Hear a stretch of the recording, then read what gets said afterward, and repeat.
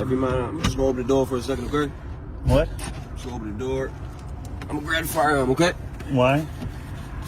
Just because I had to run it just to make sure, okay? You have any other firearms in the vehicle that I need to know about? No, but that's, you know it's a violation, right? Say it again? You coming in my vehicle is a violation, you know that, right? I'm just letting you know I'm running the serial number on the firearm. What, okay? what for? Just to make sure it aligns with the permit, okay? Is that to make sure it's registered to you, okay? And you think that's legal and lawful? Yes, sir. Are you the registered owner of the firearm? I am. Okay. Right. That's why, and I have the ID and it. Right, but if I don't know the serial number on the firearm, then I can't say that this is the firearm that you're carrying. Trooper Smalls is obviously new, or has been taught that he can arbitrarily run the serial numbers of someone's firearm just because it exists. However, if a gun is not germane to an investigation, the officer has no right to run the serial number, as is the case here, and doing so would amount to an unlawful search and seizure and an unnecessary extension of the traffic stop. Fortunately, it appears the trooper second guesses his mistake and tries to self-correct. You pulled me over for tint. That has nothing to do with this. You're going outside of the scope of the pullover. You pulled me over for tint. Say it again? You're going outside of the scope for what you pulled me over. You pulled me over for tint, and you write me a ticket for tint. Correct. I showed you that I'm legally and lawfully able to do that. You opened my door, which is already a violation. Well, I thought that the door automatically opened when I reached for it. I thought that you pushed something inside the door. I did not. I did not give you consent to enter my vehicle. Okay, my apologies. I thought that when the doorknob opened, that you opened it up for me. That's incorrect. Okay. That's a violation, I'm telling you. You know what I'm saying? You're not supposed to come in my vehicle. All right. Are Fourth you Amendment. okay with me running your serial number? You have no reason to do that. You pulled me over for tint, sir. So I'm going to put the firearm back. Are you okay with me? Yes. Open your door. Now you can and put it back where it's supposed to go. Yeah.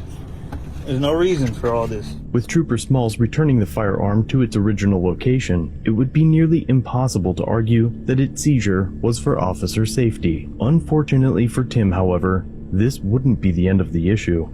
I understand that this is a violation. Please write me a ticket for the tint. This is all outside the scope of anything to do with this. Just because I did see the firearm, okay? Correct. I can run the firearm just to see and make sure it is a registered firearm. You're not working outside the color of law? No. Okay. Because it is visible, it's not like you're concealing the firearm. So the firearm is visible, okay? Correct. Do you understand the... It's a concealed and open carry. It's both. Okay. It's a CCW, but it's also it's a firearm permit. I can have that in Maryland. I can holster it. Mm-hmm. It has a holster on it. I can holster it concealed or open. Right. It's both. I got you. Trooper Smalls returns to his cruiser to write the citation and calls for a second unit. Trooper Barlow responds shortly after and immediately dons his gloves and unnecessarily escalates the encounter. Alright, can you put the window down for me? It's down. Sir? Huh? It's down. I can hear you. Alright. How do you open this? Sir, I'm Trooper of the Maryland State Police Station. My body camera's on. Alright. The fact that you have a firearm in the car and you're doing all of this, it puts us at unease, okay?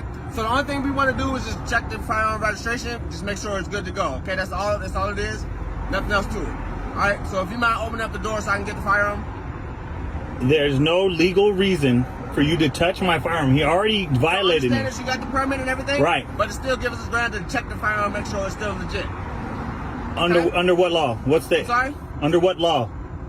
So it gives us probable cause to check to make sure everything's good. Can you open up the door, sir? So you have probable... Can you open the door, sir? You have probable cause to check my firearm. Can you unlock the door? Do you realize I'm recording you, right? Can you unlock the door, sir? Do you hear me? I cannot hear you because the window's up and it's loud out here. I'm recording you. So am I. And you're trying to violate my rights right now. You're not violating rights, sir. Yes, you are. No, it's not. You have no reason to touch a firearm. He pulled me over for window tint. Okay. From behind me, first off. So he got windows all around, right?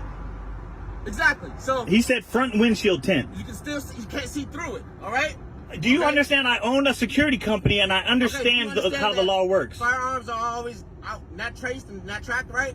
So that's what all we're trying to do is make sure everything. First off, I have a Second Amendment right to own my firearm. Okay. I have a Maryland permit that's valid. You checked it. Okay, He you have a has Maryland it. permit. That doesn't mean that firearm is registered. So if you open up this door so I can verify that registration of that firearm, we could go about our business. I understand that. I understand that. You open the door so I can verify that firearm. I'm not. He already violated me once. Came Sir, in my open the car door. without consent. Sir.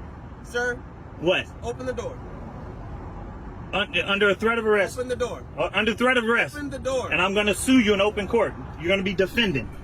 You guys are extending this stop. Open up the door, sir. You're extending this stop. Open the door. You're extending the stop. Okay, because you're reaching right now, and we know there's a firearm in the car, so do not make this thing worse. I don't like this guy at all, bro. All right. Yeah, I'm going to let you reach and get Open the door. Just roll down the window. Right, I'm going to let you. Okay. I don't want to talk to him anymore. Just roll the window down, I'm going to let you to reach and get it. Open the door. Just Right, you is right there. You can reach and get it. No, I'm saying go grab it. well, I'm not gonna cross over the top of you. If you want to step outside, I can get the firearm that way. Okay. You want to do that, okay? All right. Bro, stop. Open the door up. Open the door. This is illegal. Open the door. This is illegal. Get out. Because you're doing more than it needs to be. Get out of the car. This is illegal. Stop. Get out of the car. An illegal search and seizure of my property. Illegal search and seizure. All you can do is grab the firearm and then close my door. That's all I want is the firearm. See? Making it harder than it needs to be. Do you understand this is illegal? So far, neither officer has raised a concern of safety, and now both officers have their backs turned to Tim while they hold him against his will on the edge of a busy thoroughfare, jeopardizing the safety of all three individuals and every driver on the road. I'm gonna sue you. You should have stopped him. You were part of this lawsuit. You're gonna be named defendant, and so will he. Where's your headquarters? Roadside, Maryland. Roadside, Maryland? Yep. Are you a supervisor? I'm the TFC. I'm above him. Okay. Alright. I'll be making complaints on both of them. That's fine. Trooper Smalls finally returns to his cruiser to write and print the citation. He returns a couple moments later. There you go. There you go. Enjoy the rest of your day. L9. And unmarked. In the end, Tim was cited for his windshield tint, and it's possible that he fights the citation. He is currently attempting to retrieve the body cam footage, and has filed a complaint with the department. Through my conversations with him, he states that he intends to sue. However, it is extremely difficult to find a lawyer that would take a case like this unless you have a ton of money to put up front. That's because cases like this are often dismissed, as it is hard to prove damages, even when a civil rights violation is blatantly obvious. And so, the officers will walk, the departments will investigate themselves and find no wrongdoing, and no court opinion will be published to shore up the citizens' rights.